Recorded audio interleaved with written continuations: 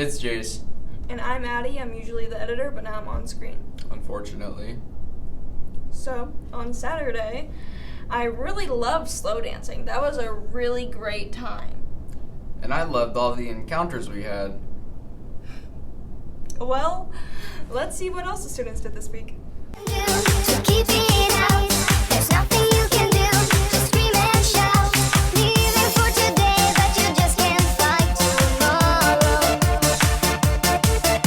Talking about the joy, but it never stops the sorrow. There's nothing you can do to keep it out. There's nothing you can do. Just scream and shout. Say, I'm so lucky, lucky. I'm so lucky, lucky. I'm so lovely, lovely. I'm so lovely, lovely. You can fool yourself. I promise it will help. Now every single day, I just wanna hear you say, I'm so lucky, lucky. I'm so lucky, lucky. I'm so lovely, lovely. I'm so lovely, lovely. You can. That was a great SLV. You guys look like you had a lot of fun. Well, I wonder how the weather is. I mean, you would know. I wouldn't know. I stayed inside. You would know because you're doing the weather. Turns out I would know because I'm doing the weather. On the weather with me. Hey Aces, it's Jace here with your weekend weather. On Friday, there will be a high of 50 and a low of 22 with a 71% chance of rain. On Saturday, there will be a high of 27 and a low of 22. And finally, on Sunday, there will be a high of 38 and a low of 24. Have a great weekend, Aces. Back to the desk. What was that for? That wasn't very nice. Today is St. Patrick's Day. I had no idea. I was more focused on the more important thing. Lunch. Since we have spring break next week, that means you get to enjoy a week full of frozen pizzas and Lunchables. Have a great spring break. Now back to the desk. Man, I was parched after that delicious lunch, and now I'm stuffed. You know what else is stuffed? Eli and Finn's bracket. Let's go check it out. Hello, friends. My name is Eli Lawrence, and I'm alongside my partner, Phineas Phillips. And this is March Madness. Let's get to breaking down this bracket. We'll start in the South region, headlined by the number 1 overall seed, the Alabama Crimson Tide. And Finn, what do you have to say about this star-studded roster? You know, personally, I think they have a good position here in the South, and I feel like they will make it to the Final Four, and I chose them winning. I like Alabama so much just because 82 points per game compared to just 68 points allowed. That's a recipe for success. And when you factor in the teams that they're going to have to play to get there, SDSU, I think it's going to be a very interesting matchup with them. I do have the Aztecs winning just because they've been in building mode for so long, and it's time for them to win now. I have Arizona coming out of the South because this team is just unbelievably talented. They average about 80 points per game, and they only allow about 70. They just beat one of the best teams in the country in UCLA, and the Cats are hot coming into this tournament. Okay, now let's move on to the East. I had Kentucky moving out of the East. All right, I had Oral Roberts, and hear me out for a second. Normally every year you'll get at least 1 or 2 12-5 upsets in the tournament. I picked Oral Roberts because of Connor Vancouver. He is 7'5", meaning he can match up with Duke's 7-footers and Purdue's 7-footers very, very well. And especially with Purdue, I'm just going to say, I feel like they're a little bit overrated. They shouldn't be as highly ranked as they are. Maybe still deserving of a 1 seed, but once you take away Zach Edey, they're very susceptible. We've seen with Rutgers, they were able to take them away, and Rutgers was able to beat them twice. Indiana also, they were able to get past Zach Edey and beat Purdue. That's why I have Oral Roberts beating them, because they can match up so well. Also look for Max Asmus to really take the charge. He is the veteran guard from that 2021 tournament run. Okay, now we move on to the Midwest, where I had Houston winning. You know, I feel like Houston, one of those teams, you know, they're in the American Conference, so you might say that they're not very good, but they are. And that's why I have them winning. 31-3 record is definitely not to be overlooked. However, I have Texas A&M Aggies coming out of the Midwest region alive. I had Texas A&M coming out of the East just because they've played great competition all year. They've put up good numbers against great competition all year. And this is just a really good basketball team that's going to come out and make some noise. I don't know how they found the 7 seed. 25-9 record in the SEC. I mean, that's just amazing. And not to just pick on any one specific school, but the 4 seed counterparts in the Midwest, Indiana, 22-11, very deserving of that spot with the 2 wins against Purdue. But I think Texas A&M is a better basketball team just because they matched up against Alabama, the number 1 overall seed. Maybe Alabama's a bit overrated, but still very deserving for consideration.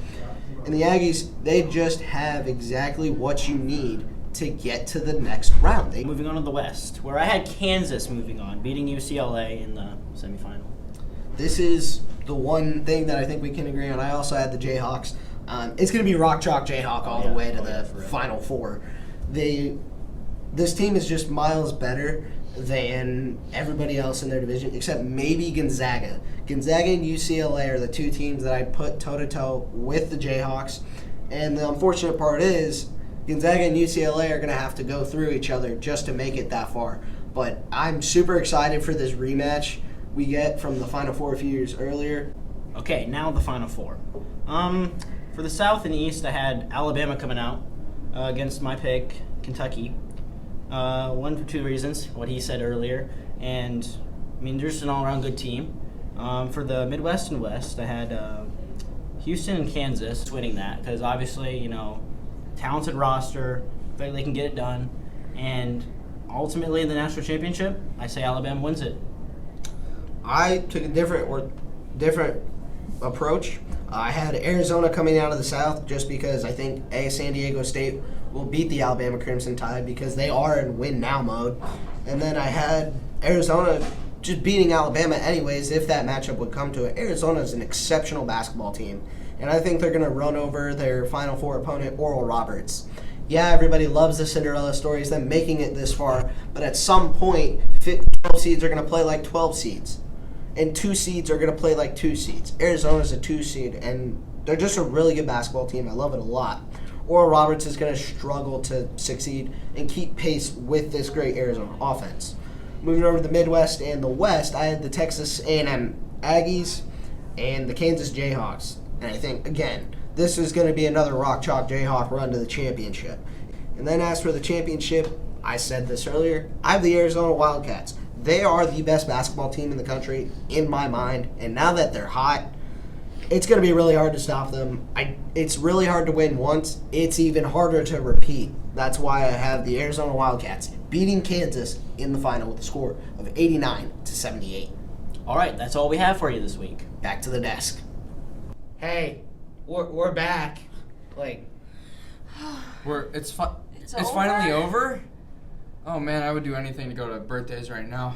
Let's go check it out. Happy birthday to you. Happy birthday to you. Happy birthday. Happy birthday. Happy birthday to you. Happy birthday to you. Happy birthday to you. Happy birthday. Happy birthday. Happy birthday to you. Happy birthday to you. Happy birthday to you. Happy birthday. Happy birthday. Happy birthday. Happy birthday to you. Happy birthday to you. Happy birthday, all you beautiful aces. If you tap that cup again, I'm gonna smash it over your head. Hey, what's that next clip? STEM Steam. project? Steam. Steam. Let's go see it.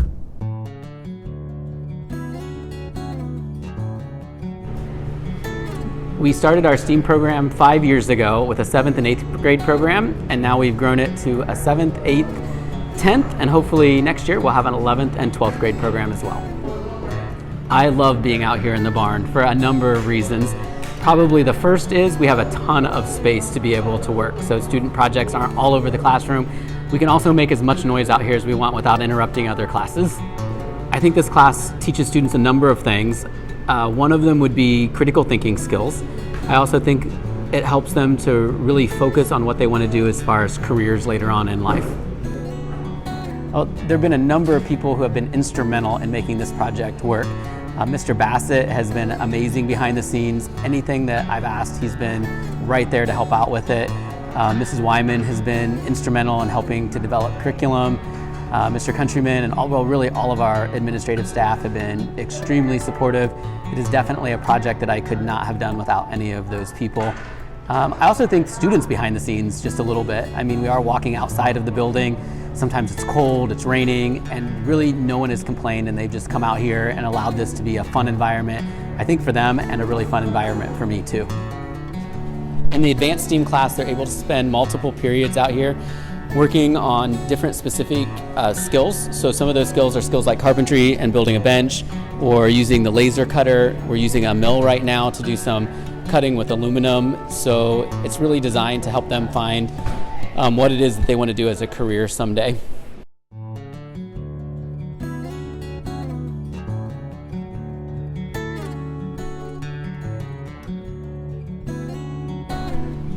So basically, I'm just doing a bunch of stuff to my truck, and right now I'm putting new mirrors on. My project right now is with Hudson and Charles, and we're just trying to get this drone to work and mess around with it because drones are cool. So what me and Connor here are doing, we're trying to get this drone working again because it's missing a piece, so we're gonna mess around with it for a little bit.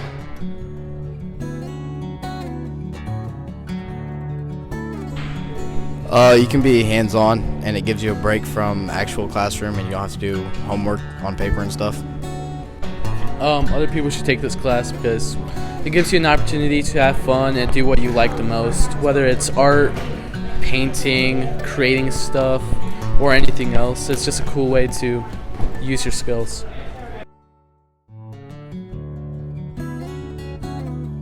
I think this class is better than all the others because I'm not that smart, to say it. But this class I can do whatever I can, and it sets all the other classes apart where the teachers aren't making you do stuff. He lets you do whatever you want mostly, but you have to do something productive. This class is different from all the other ones because you don't really do tests and stuff, or you don't really you still learn stuff, but it's mainly in the form of projects instead of anything else. Projects where you get to build stuff or just do fun stuff. As I said before, it's hands-on, and you can actually do work with stuff, and you don't have to just sit in class and learn all day.